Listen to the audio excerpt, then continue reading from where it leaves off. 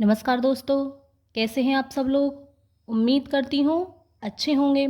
Welcome back to my channel study with Neha ma'am. तो चलो बच्चों, आज हम शुरू करते हैं क्लास 8वीं की संस्कृत की ये बुक है। इसका चैप्टर नंबर 2 आज हम पढ़ने वाले हैं। बहुत ही आसान, बहुत ही सरल तरीके से आज हम इसको पढ़ेंगे। आपको ये बहुत ही अच्छे से याद हो जाएगा।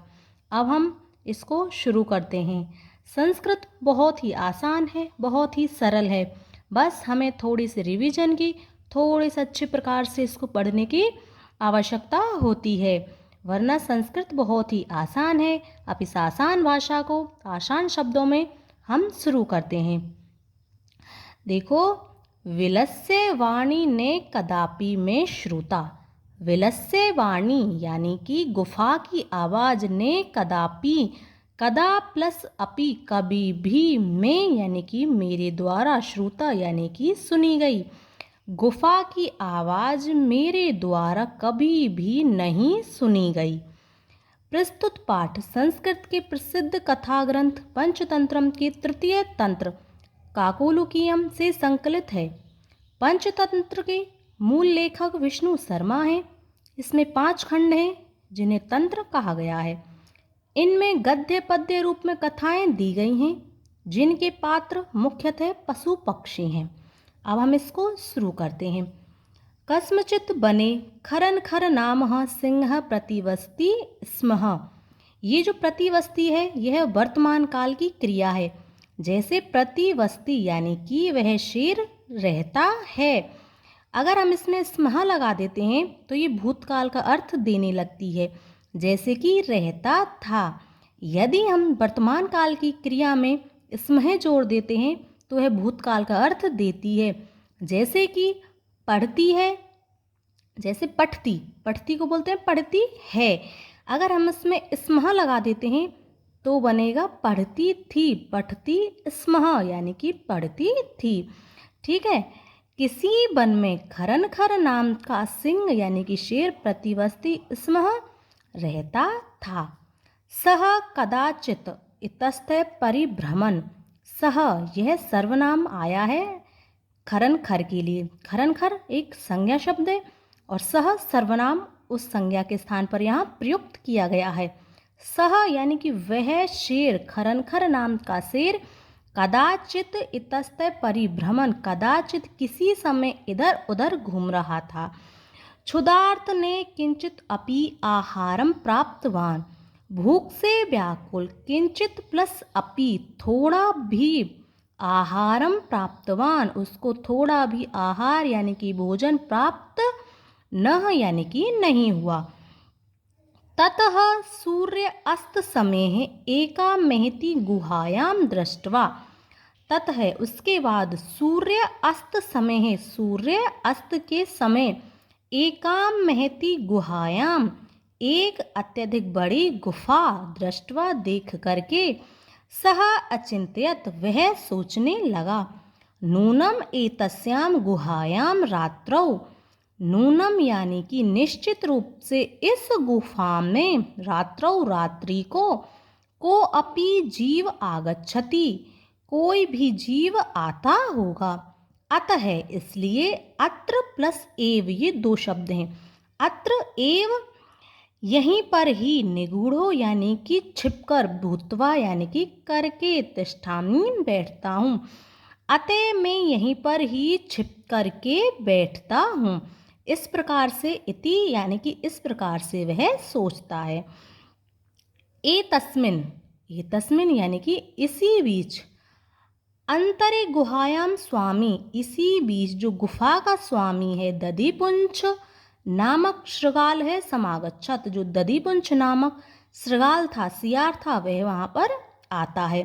सह च यावत वह जहाँ तक, पश्यति वह जहाँ तक देखता है, तावत वहाँ तक, सिंह पद पद्यति गुहायाम प्रविष्टा दृश्यते उसको सिंह यानी कि शेर, पद यानी कि पैर, पद्यति यानी कि निशान, उसको शेर के पैरों के निशान गुफा में प्रवेश करते हुए दिखाई देते हैं।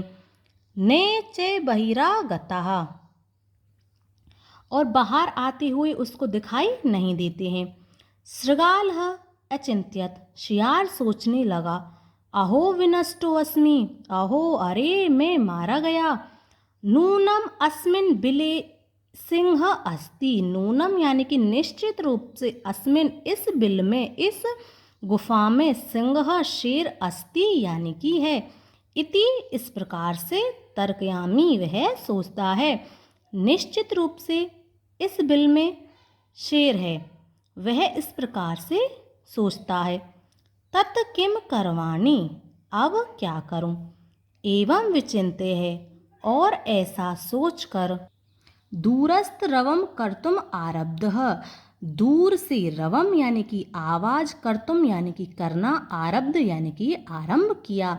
ऐसा सोच करने उसने सियार ने दूर से आवाज करना प्रारंभ कर दिया।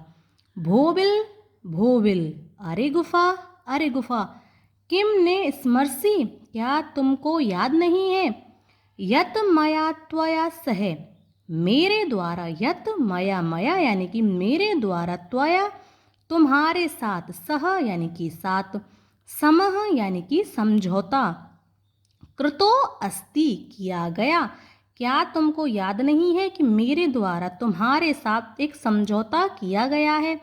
यत कि यदा अहम बाह्यात् प्रति आगमिष्यामि, यदा प्लस अहम, यदा यानी कि जब, अहम यानी कि मैं, जब मैं बाहर से आऊँगा, तदा त्वम माम आकारिष्यसि, तभी, तदा यानी कि तब, तुम मुझे पुकारोगी या मुझे बुलाओगी। यदि त्वम माम ने अहयसि, यदि तुम यानी कि तुम, माम यानी कि मुझे, यदि तुम मुझे नहीं पुकारोगी, नहीं बुलाओगी, तरही तो अहम द्वितीयम बिलम यास्यामि, तो मैं दूसरी गुफा में चला जाऊंगा। इस प्रकार से वह कहता है।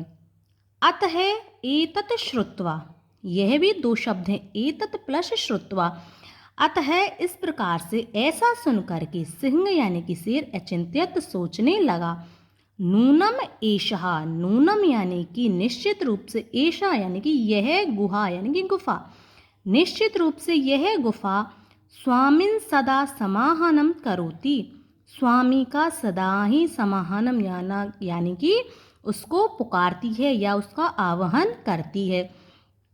परंतु मद भयात नह किंचित अपि वदति, परंतु मेरे भय से यह कुछ भी नहीं बोल रही है। अथवा साध्वीद्वम उच्यते, ये भी दो शब्द हैं, साधु प्लस इदम यानी कि उचित ही कहते हैं, अच्छा ही कहा गया है, उचित ही अथवा सही कहा गया है। क्या कहा गया है सही? भय संत्रस्त मनसाम हस्तपादादि क्रिया प्रवर्तन्ते निबाणी च बेपथुश्च अधिको भवेत।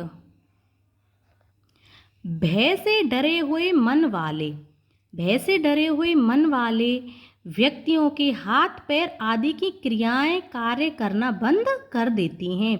वाणी चे बेपुतश्च अधिको भवेत, और उनकी वाणी भी, आवाज़ भी अधिक कांपने लगती है। वह शेर कहता है कि जो लोग भय से डरे हुए होते हैं, जिनका मन भय से त्रस्त होता है, भय से डरा हुआ होता है, उनके हाथ पैर आदि की जो क्रियाएं हैं वो करना बंद कर देते हैं, और उनकी जो वाणी है वह भी अधिक कांपने लगती है। तद अहम अस्य आहानम करोमि, तद अहम इसलिए मैं इसका आवाहन करता हूँ या मैं इसको बुलाता हूँ। एवं सह बिले प्रविश्य में भोज्यम भविष्यति, सह वह जब इस बिल में प्रवेश कर जाएगा, वह श्रृगाल जब इस बिल में प्रवेश कर जाएगा तो मैं भोजन करूँगा। इत्थम विचार्य सिंह है, इस प्रकार से, इत्थम यानी कि इस प्रकार से, विचार्य विचार करके, सिंह जो शेर है, सहसा शृगालस्य आहानम एकरोत, इस प्रकार से विचार करके अचानक से वह शृगाल के लिए आवाहन करता है, उसको पुकारता है। सिंह से उच्च गर्जन प्रतिध्वनिना सह गुहा उच्चै शृगालम आहयत, शेर के उच्च गर्जन की प्रतिध्वनि से वह जो गुफा है जोर से ऊंची आवाज में शृगाल का आवाहन करती है। अनेन अन्ये अपि पशवे भयभीता अभवन, अनेन, और भी जो पशु हैं वह भी भयभीत हो जाते हैं।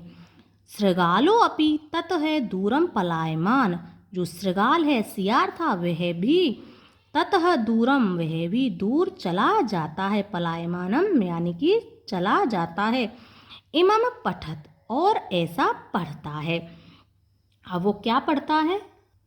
अनागतम यह कुरुते स शोभते स सोच्यते यो ने करोति अनागतम वने अत्र संसस्तः समागतः जरा विलस्य वाणी ने कदापि में श्रुता।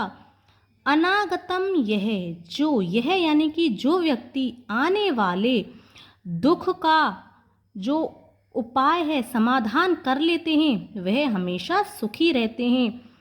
यो ने, और जो आने वाले दुख का समाधान नहीं करते हैं, ने करोती नहीं करते हैं, वह हमेशा दुखी ही होते हैं। यानी कि जो व्यक्ति आने वाले दुख का समाधान कर लेते हैं वह हमेशा सुखी होते हैं, और जो व्यक्ति आने वाले दुख का समाधान नहीं करते हैं वे हमेशा दुखी ही होते हैं। वने अत्र संसस्तः समागतः जरा, वन में रहते हुए मुझको जरा यानी कि बुढ़ापा, समागता यानी कि आ गया, वन में रहते हुए मुझको बुढ़ापा आ गया। विलस्य वाणी ने कदापि में श्रुता, गुफा की वाणी कभी भी, कदापि कभी भी मेरे द्वारा नहीं सुनी गई। ये बहुत ही इंटरेस्टिंग सा चैप्टर था, मैंने आपकी बहुत ही अच्छे से इसका हिंदी अनुवाद करा दिया है। उम्मीद करती हूँ आपको पसंद आया होगा। एक बार दो बार इसका आप रिवीजन करना, सुबह उठकर रिवीजन करना। सुबह पढ़ने से माइंड हमारा बहुत ही अच्छे से चलता है, हमको चीज़ें बहुत ही अच्छे से याद हो जाती हैं। इसलिए संस्कृत को हमेशा सुबह उठकर ही पढ़ें। तो अगर आपको वीडियो अच्छा लगता है तो लाइक करें, शेयर करें और चैनल को सब्सक्राइब करना ना भूलें। इसकी अगली वीडियो में हम इसके क्वेश्चन आंसर लेके आएंगे, बहुत ही आसान, बहुत ही सरल तरीके से।